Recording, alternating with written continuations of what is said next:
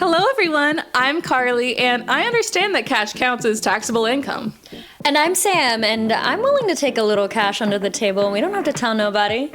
But for legal purposes, of course, that was a joke. For legal reasons. Yeah. And welcome to Read Receipts with Carly and Sam, our brand new book-based podcast covering all the latest hits and some stories off the beaten path. With a few fun and exclusive episodes mixed in between. And I think today we're going to have a little bit of both of those things. Oh? Yeah, because today we are genre hopping over into the mystery thriller world with a new book, Everyone is Watching by Heather Gudenkauf. And everyone is watching, Carly, so... That better be. We have a YouTube video. Everyone is watching to see how we cover and rate this book. I'm pretty excited that we're switching genres here because it's going to be structured a little bit differently than our previous episodes. Yeah, there's not as much planning and theorizing. I mean, we can talk about the theories we had during the book, but we don't have to think so much about after. Oh, for sure. It's much more, like you said, a very vibe situation of just like, we just get to read and have fun. Yeah, it'll be really exciting, and I'm really glad that you guys get to come along this journey with us. Mm-hmm. But of course, before we really dive into the book, we just want to remind you all that because this is a book-based podcast, we are going to be covering plot summaries, character, personalities, overall theories, how we liked the book, all the twists, turns, and ending, of course. So, as always, this is a spoiler warning. If you haven't read the book, please pause here, go read it, come back when you're done. You've been warned. Yeah, I'm excited too because I honestly haven't read a mystery thriller in a long time. Like, not only is this first for the podcast, but it's been so long since I've been in this genre. I feel like I've been in fantasy world for so long. Yes. So it is really exciting. Yes. I had a lot of fun doing this. I definitely felt that way, especially with reading fantasy for the podcast. So if you haven't been listening, our last couple of episodes have been pretty fantasy heavy, and as fantasy books go, they are a little bit longer. There's a lot more detail and world building and all of that involved with fantasy, so there wasn't as much of that with the mystery thriller, but I think it was still engaging that we got to theorize about what was going to happen, who did it, sort of. Yeah, did we catch on? Exactly. Yeah, so I do think that that's exciting that we're kind of keeping some of that intrigue, but in a completely different light. Right, yeah. Well, should we read the back of the book summary so that way, in case anyone hasn't read it yet? Yes. The best friend, the confidant, the senator, the boyfriend, the executive. 5 contestants have been chosen to compete for $10 million on the game show One Lucky Winner. The catch? None of them knows what or who to expect, and it will be live streamed all over the world. Completely secluded in an estate in Northern California, with strict instructions not to leave the property, and zero contact with the outside world, the competitors start to feel a little too isolated. When long-kept secrets begin to rise to the surface, the contestants realize this is no longer just a reality show. Someone is out for blood, and the game can't end until the world knows who the contestants really are.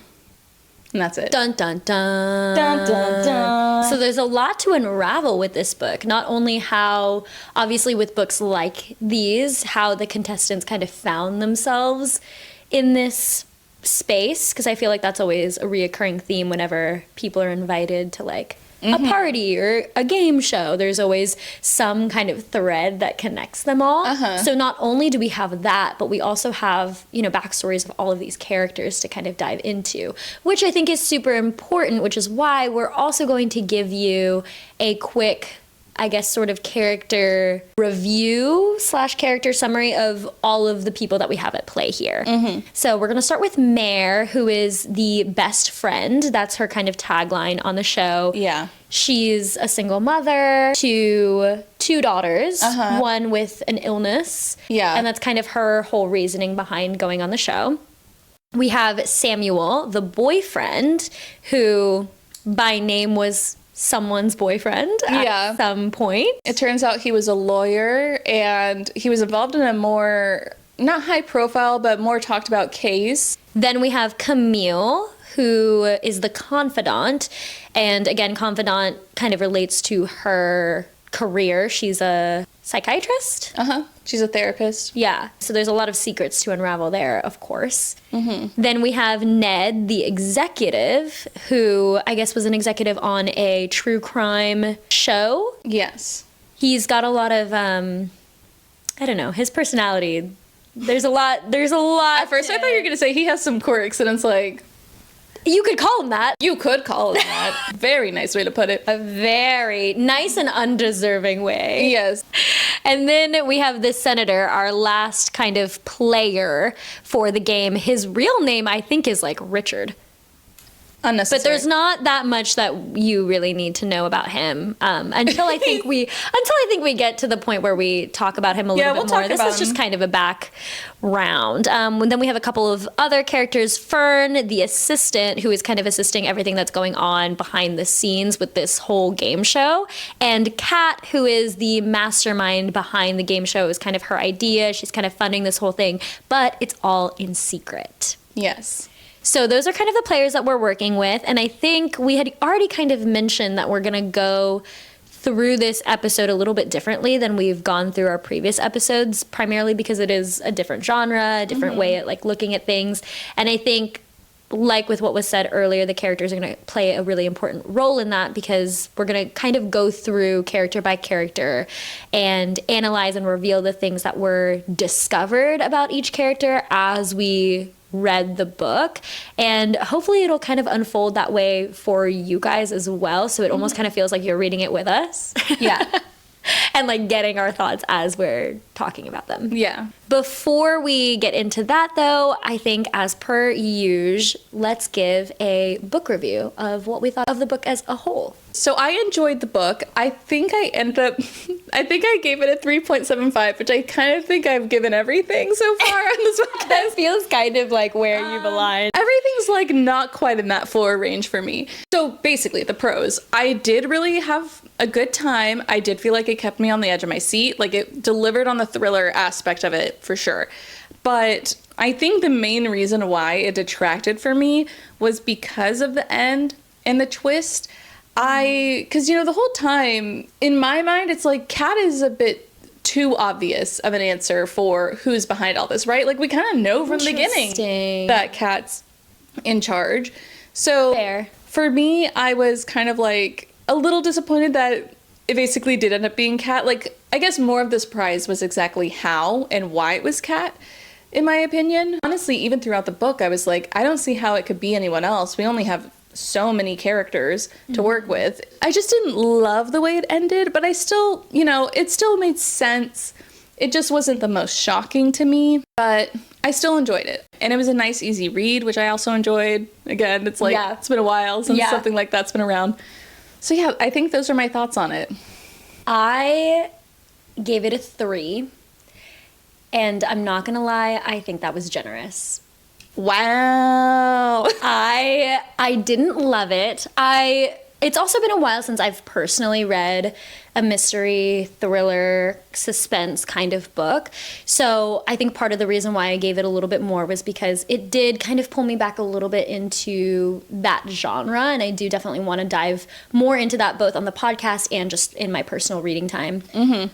But I found the twists and, like you said, the ending very lackluster.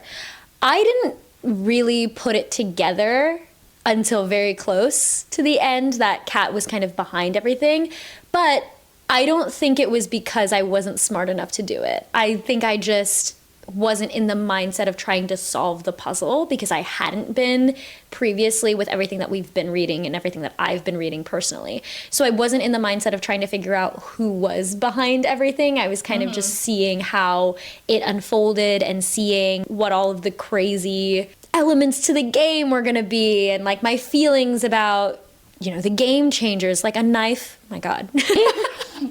And I also think because the game was so wild, I just wasn't invested in that. I thought it was more delusional than, oh, this is something that people would want to be a part of. I thought it was insane. Yeah, 100%. I actually do have a lot of critiques on the game element. As someone who's a huge reality TV fan, I'm like, none of this would fly. Mm-hmm. None of this is okay. 100%. Like, I understand that we have a production manager. I don't remember what his name was, but we had we had a behind the scenes person. And it's like, there's no lawyers involved. And they kept saying, you signed the contract. Like, I'm sorry. Yeah. To be stabbed?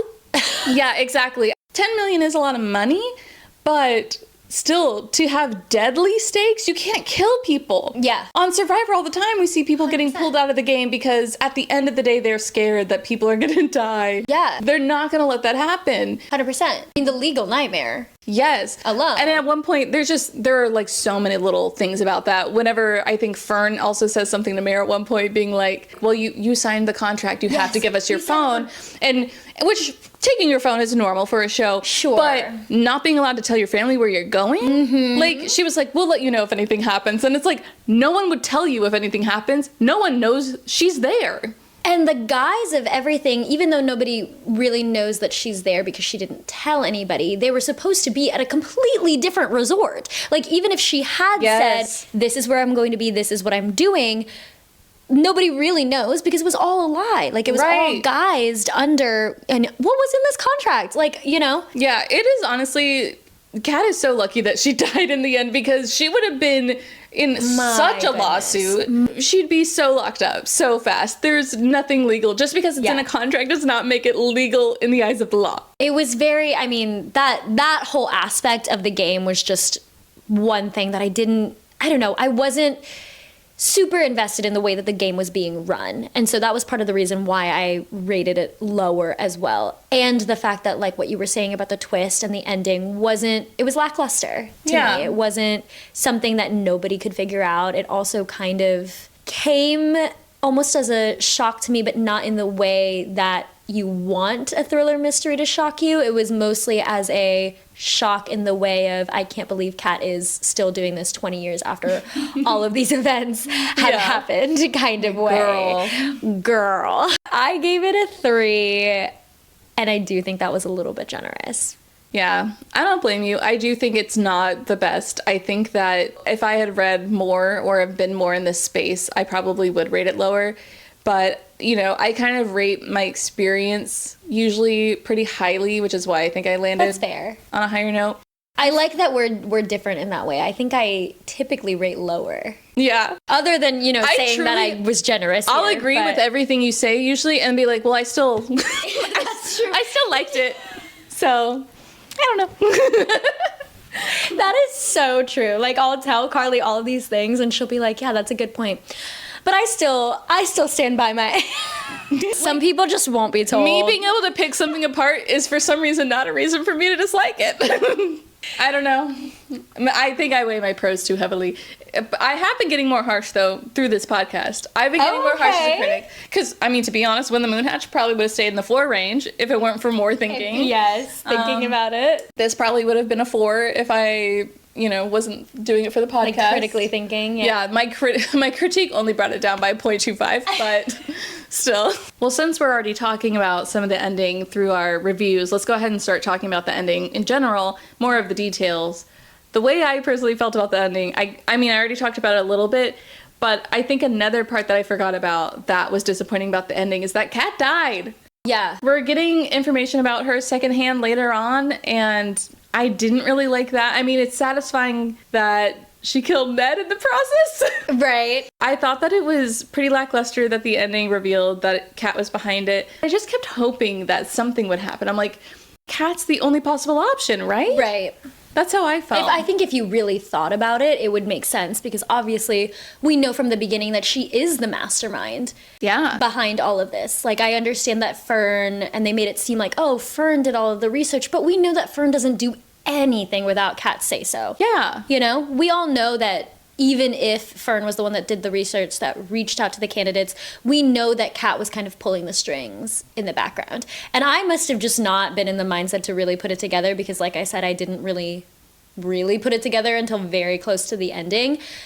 But you definitely could have. Like, it was definitely possible. Yeah, so I ended up figuring it out early, on the earlier side. I don't remember exactly how early, but it was when we got Mare's first flashback because they start mentioning that little friend group, and they mention a girl named Figgy, and they say, we call her Figgy, but we don't know why. We don't know what her real name is. Yeah. And I was like, ooh, I wonder if that's Kat. Let me go see what Kat's full name is because I wonder if there's something about Figgy in it. So I go back, and then I saw that it was Catalina, and I was like, oh, interesting. okay, so she's Catalina, she's Lena, okay. Yeah. So Oh, that was pretty early on. Look at you. I didn't, but again, it was kind of annoying that it's like, I figured it out so early. Sure, yes. It's one of those things where it's like, if I had been reading this for vibes, I don't know if I would have done that. Yes. So maybe it would have been a little more shocking. But I think I was reading it for vibes, and that's why I didn't. yeah, so at least you got it. You got a little bit of that. I guess from that point on, it was like, okay, so it's Kat, but how is Kat related to all these people? Mm-hmm. And even that was kind of lackluster, because basically, like you said, she's just holding a bunch of grudges. There's the only valid one is Ned, I think. And Sure. And technically, okay, I guess I could kind of see Camille's, just because it does feel like sort of a break in professional integrity. I don't know if that's really the right way to say it. Mm-hmm. But as a therapist, I don't think you're really allowed to tell your clients straight up what to do. Yeah. From that perspective, I could also see how that's, you could hold a grudge, again, not put them in a deathly situation. Sure. But, I could see how you hold that grudge. But yeah, everyone else, it's like, so what? They, like, obviously, sure, being cheated on with a kiss, like, that sucks, but it happened 20 years ago. It happened so long ago, Kat, sister. Okay, so here's the other thing I really am like, what? Is that we get the reveal that what did Kat have? Okay, yeah, Huntington's disease. We were going to look this up earlier. A rare inherited brain disorder that causes nerve cells to break down, leading to uncontrolled movements, cognitive decline, and behavioral changes. Mm-hmm. So we know, it's a pretty bad illness, and we know it's terminal. Is that the right word? Like, there's no cure. Yeah. Yes. So I guess also, I didn't think about, because, like, I didn't know exactly what that disease was, not off the top of my head. I wonder if that's technically supposed to explain this really irrational behavior. They said cognitive decline. Yes. In that description. I don't know exactly in what way they mean. Yes. I'm not entirely sure that she would have lost enough cognitive decline to explain everything that she did here on the show. I think that was truly her. Yeah.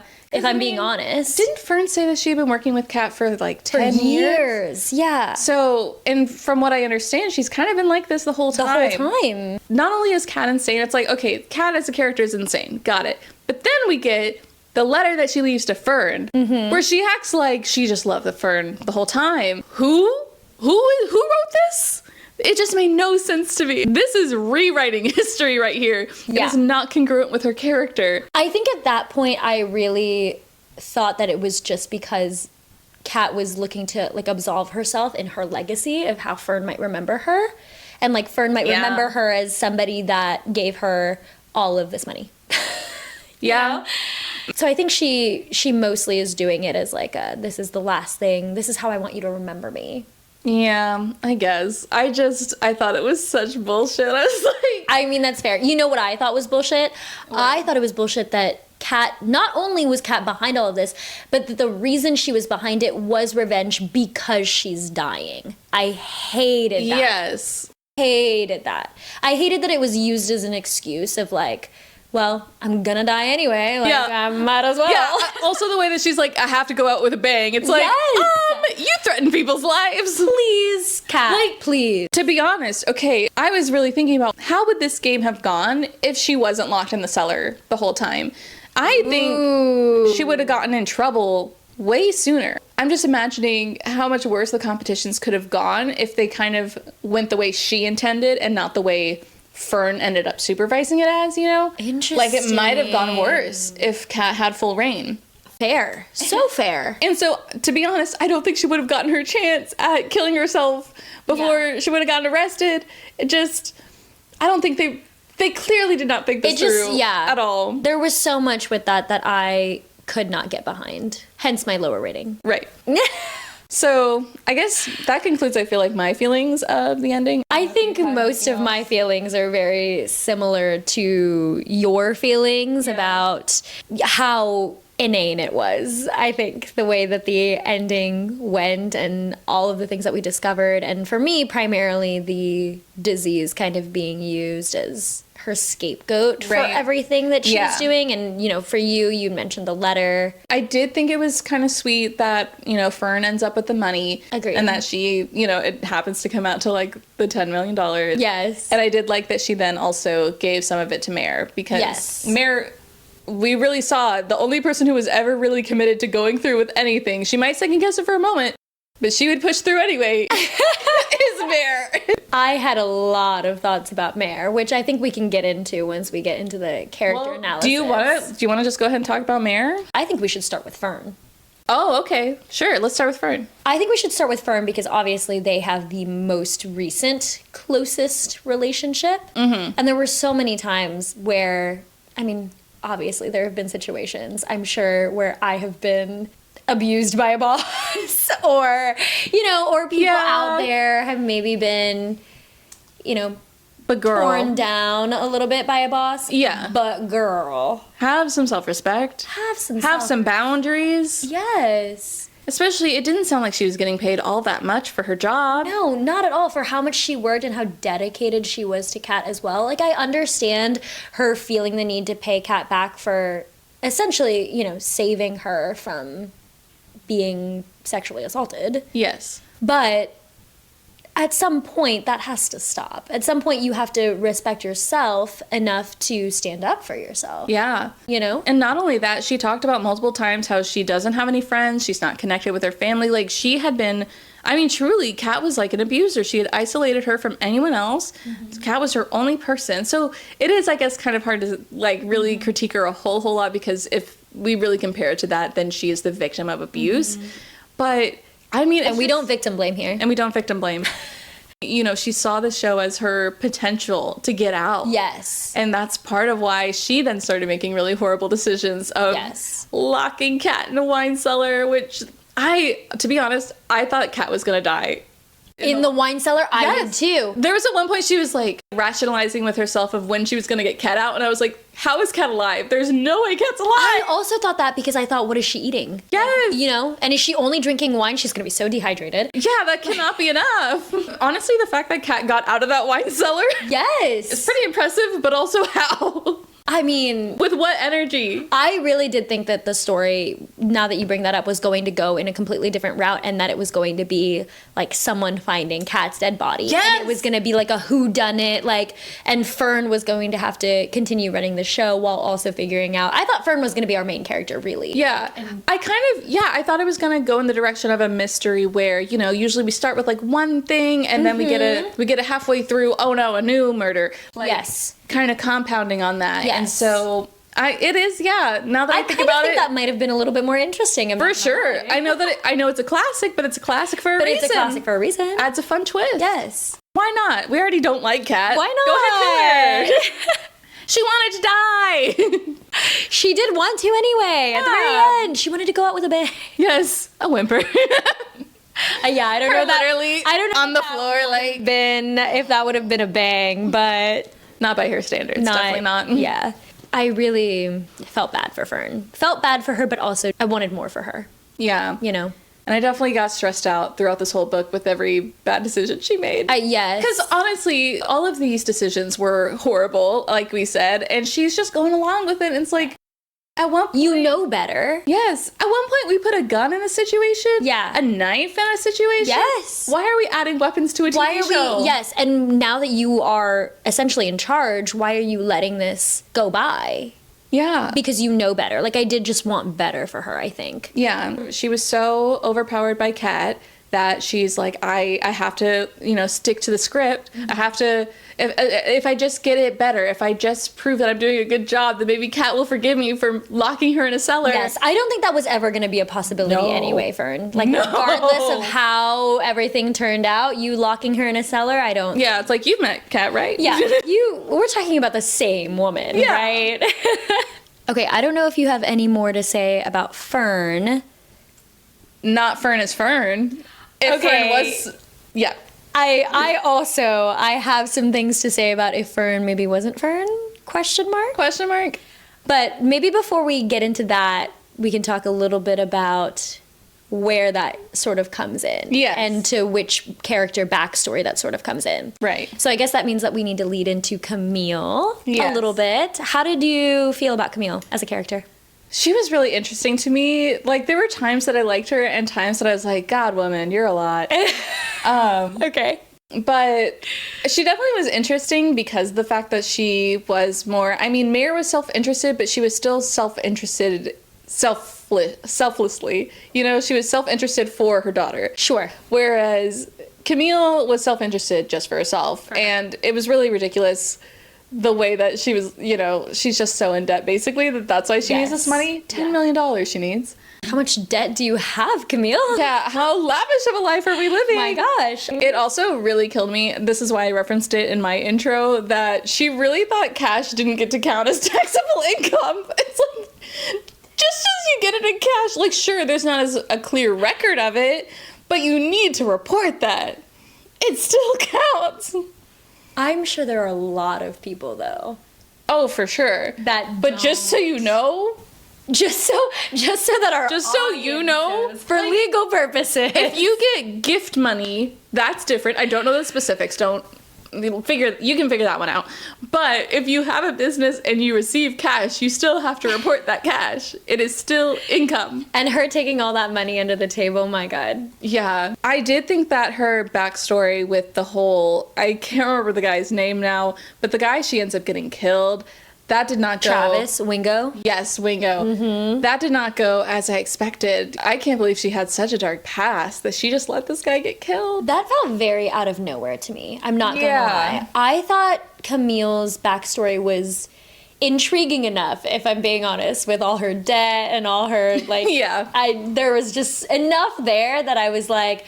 Okay, she's clearly a problematic character, and she clearly has a motivation to be on this show. Mm-hmm. I didn't think that she really needed this whole story with Travis Wingo included in her past. And it was still a little weird, too, because, you know, they present this throughout that he gives stalker vibes. Mm-hmm. And then, of course, he is a stalker. He ends up showing up in her house. That's not normal behavior.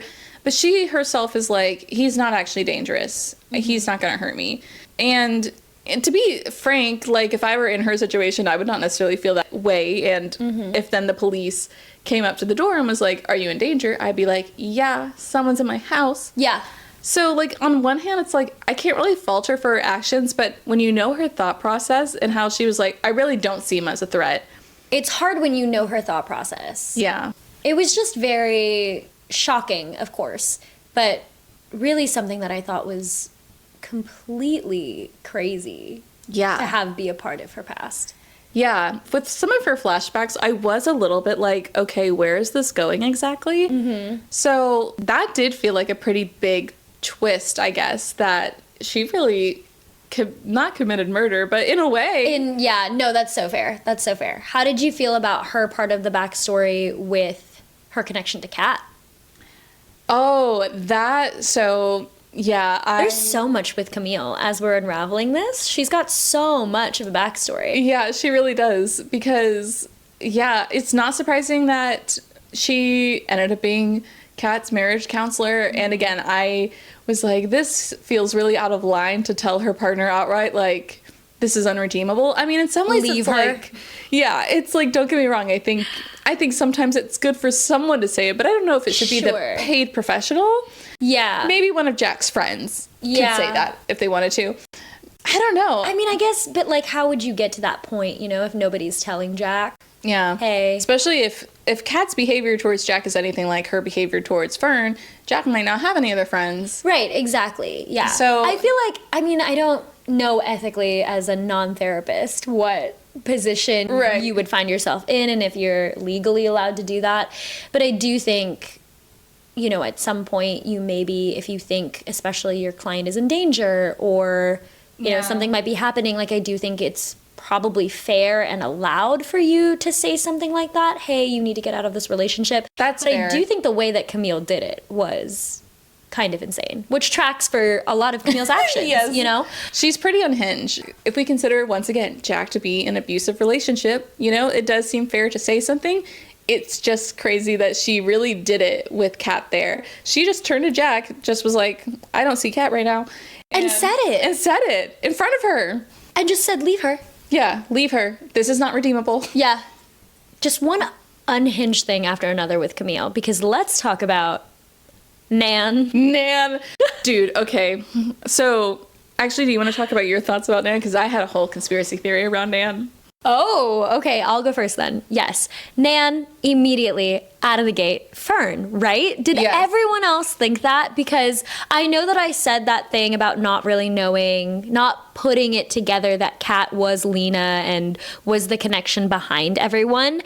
But immediately I knew Nan was Fern. Right. Or at the very least thought, like, this is probably where this twist is going. Like, maybe it's not, but, like, pretty likely. Yeah, that you feels know? like what they're presenting to us. Yes, because everything was exactly the same, you know, and I mean, even her style was kind of the same. Yes. And obviously her complaints about her boss, the big project that her boss is working on, how much she feels like she owes her boss. These are all Fern's thoughts.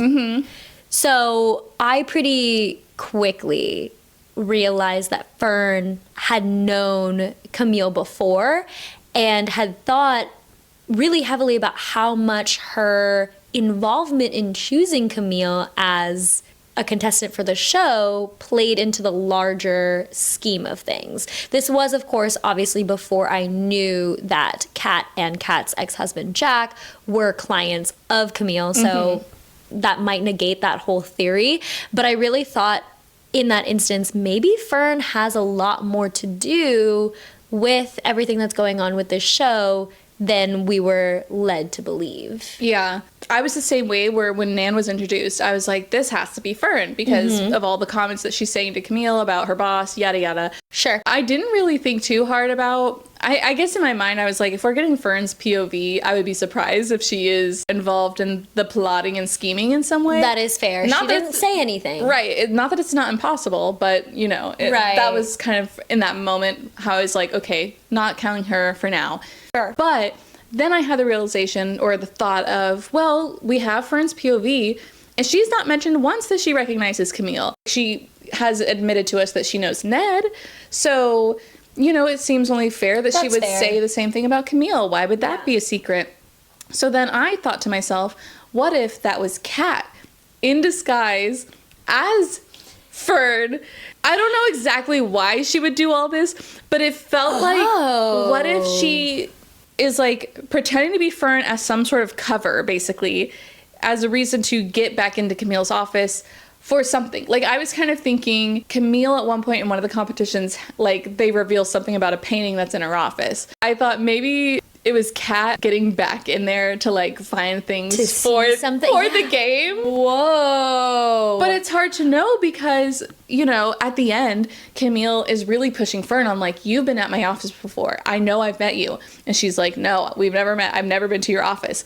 And Kat's like, yeah, I told you, Fern's not smart enough to do this. It is at that point that I thought maybe if it were Fern, she would have said something. At that point, I was thinking, wow, Fern must be just like a great actor, which is not how she's been displayed in her personality. Right. So I guess that was a little bit of a plot hole that, oh, maybe it's not Fern. But I never considered that it could be anyone else. I just kept thinking, oh, maybe she really is a good actor. Like, I don't, it's gotta be her. It has to be. And when Camille kept pushing about the Nan thing, and like, because she several times kept coming back to Fern being like, but this, and like bringing up things. Yeah. And Kat was kind of the one a lot of times to be like, you must just be wrong. You must have just been some rando, basically. Yeah. And so that's why That's wild. it would be crazy to me. It is part of the plot that was Kat, but it's just never confirmed for us. But here's the thing. What else could it be? Here's the thing. It wouldn't be a crazy thing for Kat to do. Right.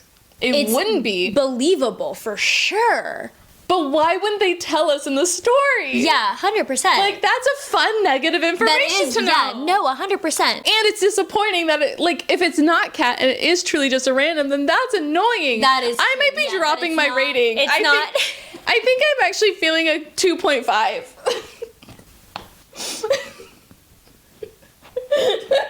That really makes me upset. Why did we go through so many scenes of Nan? I think it must have been, in the thought process of the author, it must have been Fern. I don't know why they would never give us the big reveal, why the author would never give us the big reveal. Right. But I don't think surely it wasn't a random person. Because what would be the point of having so many Nan scenes? Yes, exactly. If it were a random person. So surely it wasn't. Yeah, it better not, because I'm like, technically it could be a red herring, but I don't think I've ever encountered a red herring that's like this present in the story. So prominent. Yeah. Yeah. That just seems crazy 100%. To me. I'm going to look up Heather Gudenkauf, see if she's like doing any tours. And ask this question. I have a question. Ma'am, who was Nan? What's the truth? Give us the truth. Give us the truth. I don't get it. It doesn't matter, but I want to know. Because that was kind of an exciting moment for me when I was like, I think it was Kat, actually. Yeah. Because I was like, that's an exciting twist. That is a wild twist. And then... That would have been so great, though. Who knows? That would have been so... I might have given it a 3.5. Who knows? Yeah. Okay, so I know we've talked about how unhinged Kat is, and it's come up how unhinged Camille is as well. I need to know your thoughts on Mare, the women of our book here. Yeah. I think she is also a little bit unhinged. For sure. And I want to hear your thoughts about it. Yeah, she's definitely also unhinged. Like I said, she is the only person that really is willing to play the game as intended because her stakes are so much different than everyone else's. Of course. Everyone else is really there for more selfish reasons, it feels like, compared to her.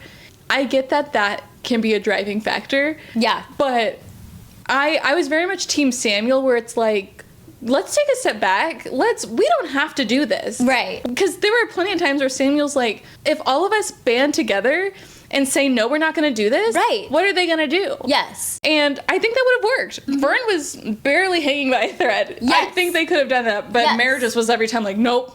Also, we have to do it. There were only 5 of them. I get how difficult that must be if you are trying to convince 30 contestants to ban against this insane game show. But there were only 5 of them, and clearly at that point, they had already gotten through some pretty wild shit. I mean... I think there was even... At one point, I think this came up after the senator was gone. So even better, there were 4 of them left. And pretty much everyone else, I think Ned, I guess, was a little bit more iffy. But I think he could have been convinced to stand down. Convinced. Even after the first challenge they all went through when they had been tased. Like, yes, oh my God, I forgot about the tasing. Already... this is taking a turn. I feel like at that point, maybe even would have been the easiest to convince everyone, hey, this is not what we signed up for. Yeah, this is too much. I did like Mare because obviously we find out her sympathetic backstory.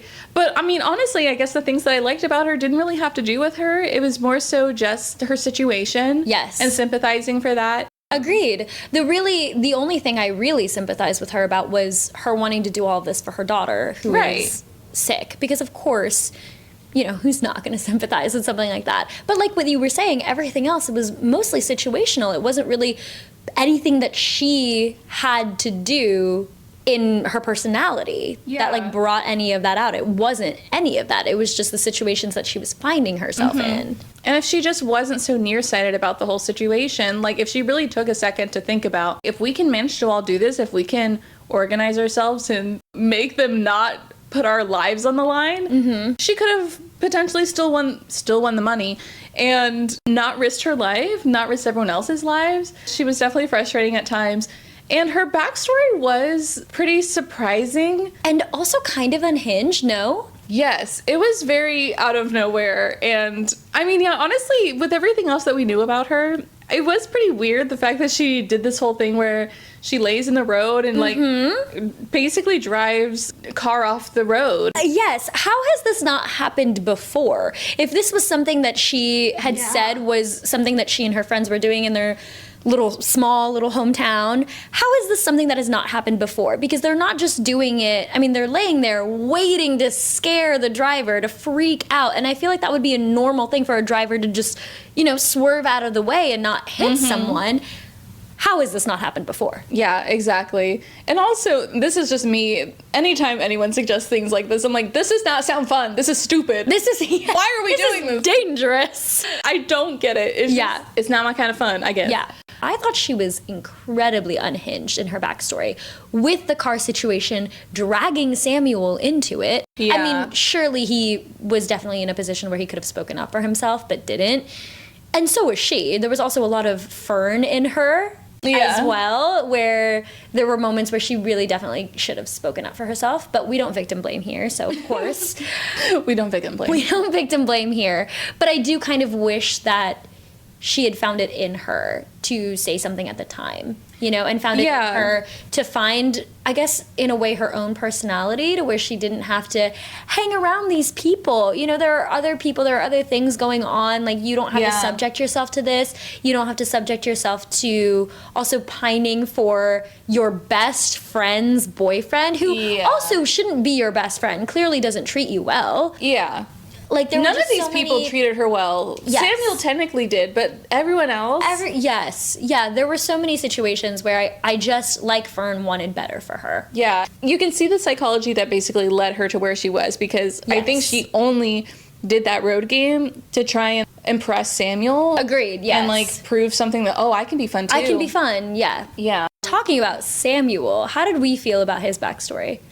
I mean, his backstory is basically, I got dragged along to shit with Mare, and now I'm on this TV show for a revenge plot, and he really, again, we don't victim blame here, and boy, was he a victim of everyone else's actions. He was truly a victim. Yeah. Truly a victim of being dragged into everything with Mare. Truly a victim of his ex-girlfriend bringing him onto this show 20 years later. And it sounds like they didn't even date that long, because they broke up kind of soon after the events of that little moment. Right. I think they were only dating for a few months before that. For a few months. He's like, was this really that big of an impact for you, Kat? Imagine your most random ass ex. It was just a flash in the pan moment, and they drag you through the mud like 20 years later, being like, I'm gonna get you back for what you did to me. And you're like, what could I have done to you in 2 months? I feel so bad about this too, because cheating is cheating. We also don't support cheaters in this house. Yes. But it was so slight. I don't know. You know what I mean? Yes, it was just a kiss. They hadn't been cheating for like months. Yeah. It was a weird situation. They just saw a guy die. I don't know. They seem to have thought that they were about to die as a result of that man. Of the man, yes. There were heightened emotions, but also, again, cheating is cheating. But it was so slight that you would think, Kat, please get over it. You know? Yeah.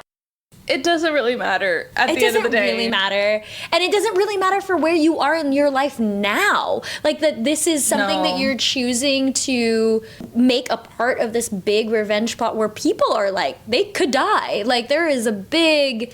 There's a lot happening here. Yeah. That you're choosing to make something that is seemingly in the greater scheme of your life so insignificant be a part of this. And also, you know, at the end, whenever Kat's doing her big reveal and they kind of get to her connection to Mare, and Kat's like, I needed a best friend and you were gone, you left me, blah, blah, blah.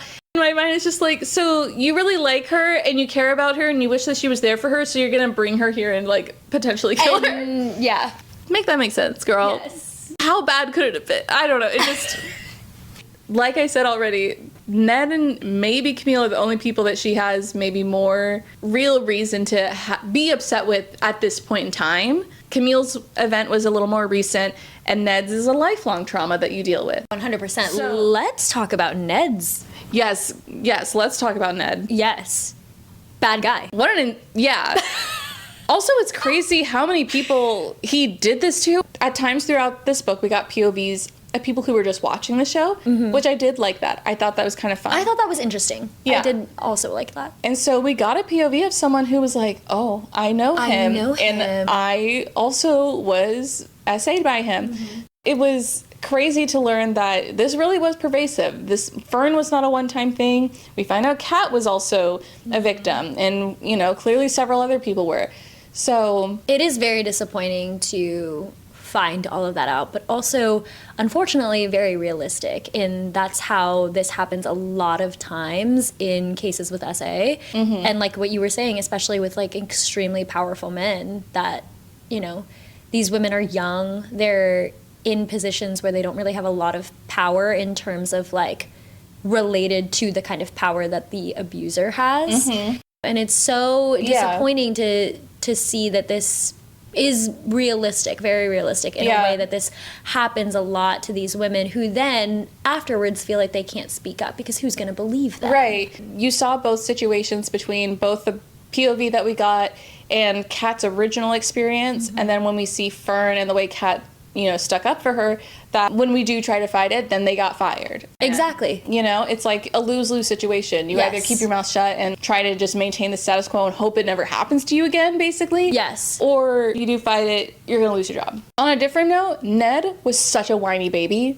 He also sucked in other ways as well. Yeah, like whenever they did the maze thing and Mare had a flashlight, he's like, "Hey, not fair. Yeah. She has a flashlight." Yeah. It's like, oh my God, shut up. They said that you could do whatever you want. You could do whatever you want, just play the game. Yeah, I literally was like, this guy is the worst. He is, yeah. No, even without knowing any of that stuff about him essentially being an abuser. Yeah. He really still sucked. Yeah. He still sucked. Oh, and also, I understand that Kat was also a victim of the same thing, but how sucky is it that when Fern opens that door expecting to find a completely different person and it's her abuser, and then Kat suggests, like, did you do this, Fern? Yes. When Kat's the one who did it the whole time. And again, further being like, Kat, why are you so crazy? Yes. You know what Fern has gone through. You've gone through a similar situation with the same person. Like, why would you put that on her? Yeah, even if we pretend that everything about this crazy revenge plot is like, whatever, this is your thing. To then accuse Fern of being the one who did this and, like, being a bitch to her about it is just like, can you not do one thing right? Can you please? I think we mentioned this earlier, that Ned was probably the main character that deserved to be a part of this revenge plot. Yeah, 100%. Maybe, I know you were saying maybe Camille. I'm not sure about that. I don't think Camille is a great person. No, I agree. But I don't know if she necessarily deserves to be a part of this revenge plot. No, I still don't think she deserves to die and have a chance of dying. I just don't think that it's technically ethical what she did. Sure. Maybe. And that's me being like, I don't really know. Sure. Ned sucked. Yes. So much horrible ass. in every way. Yes. Yeah, not one good thing. Yeah. Well, with that, there's only one character left to talk about. Right. And it's the most irrelevant one. What was his name again? We hardly know his name because we just call him the Senator throughout all of it. We call him, yes. And everybody does. I think his name was Richard Crowley. Yes. I had at one point Senator Crowley. Oh, did you? Is a Republican. I mean, they didn't say that. He's a Republican. No, I 100% agree with you. In case anyone wasn't sure. I was very intrigued about the Senator situation because, everyone else, we had so much information about them, or we're getting a lot of information about them, but we weren't hearing as much about the Senator. So I was very intrigued to find out exactly why he was here. Yeah. He just felt so out of place compared to everyone else. Yeah. And then the information that we did get was just kind of like, oh, okay. Yeah. Kat, I don't think even met the guy. Yeah. Kat's at least had direct involvement with all of these people. It's just like, he is kind of responsible for me getting fired because I found dirt on him. Right. Okay.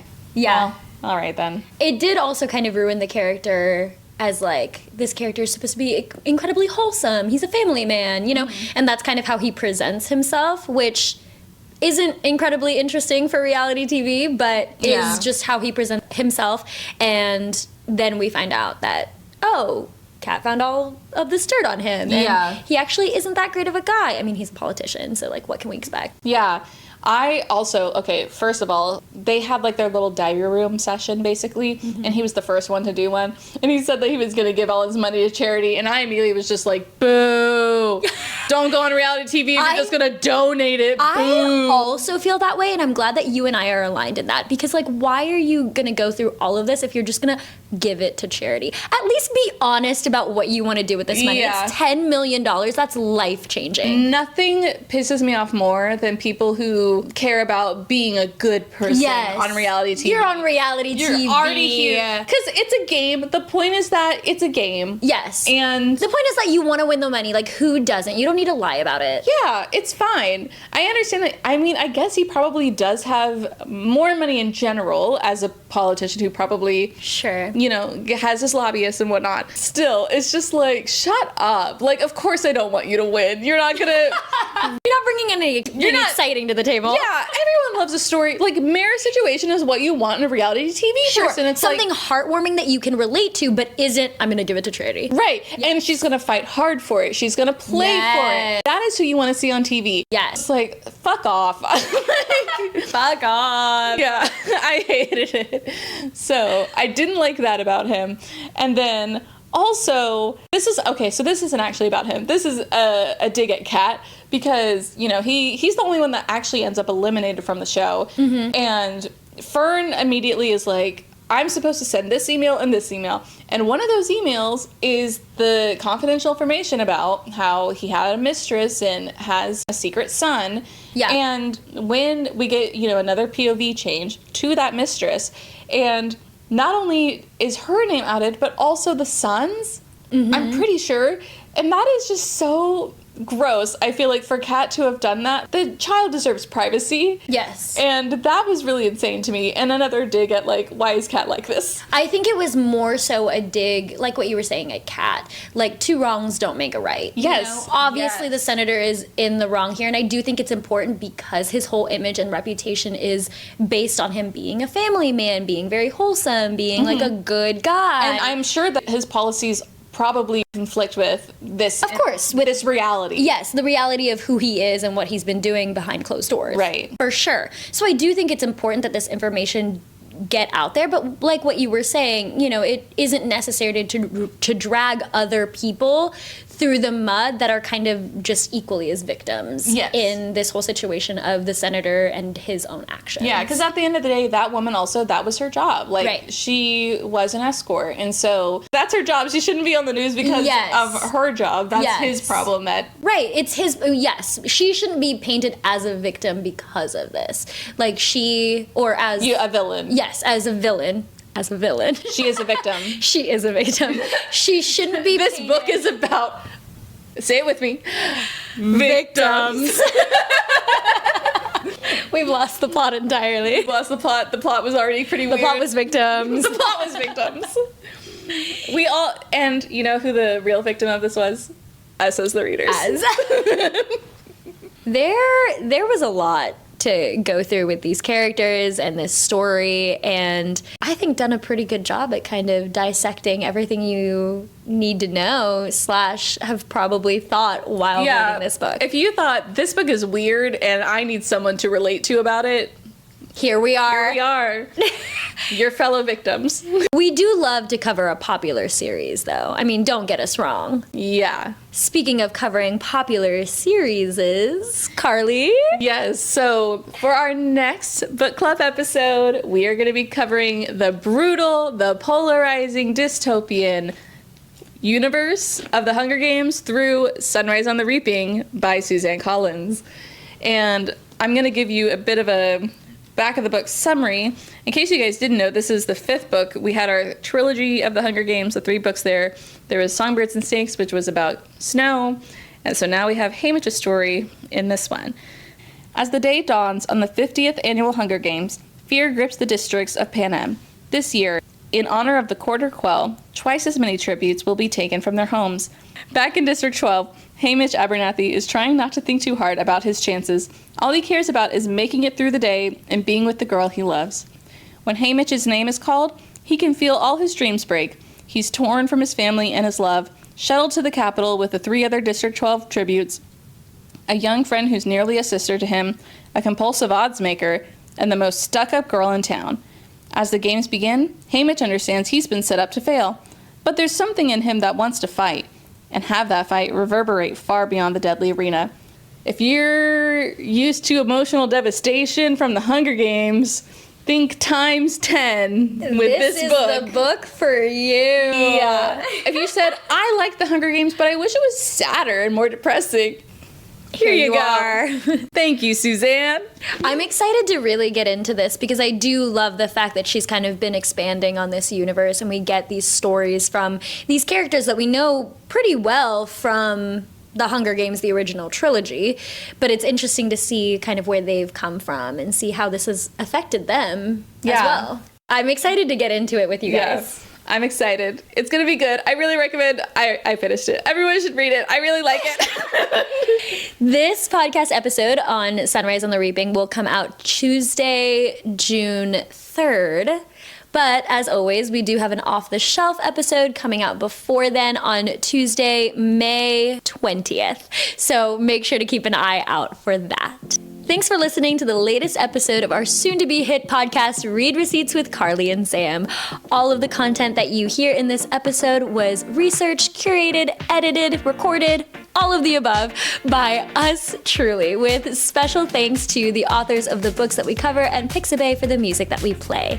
Make sure to subscribe to the podcast wherever you like to listen. And for more of our content in between shows, you can follow us at The Read Receipts Pod on Facebook, Instagram, and TikTok. We love to see all of your likes. We love to read all of your comments. We love to just see you follow along in between episodes of the pod. So please, please, please make sure to follow us. Until our next read, bye!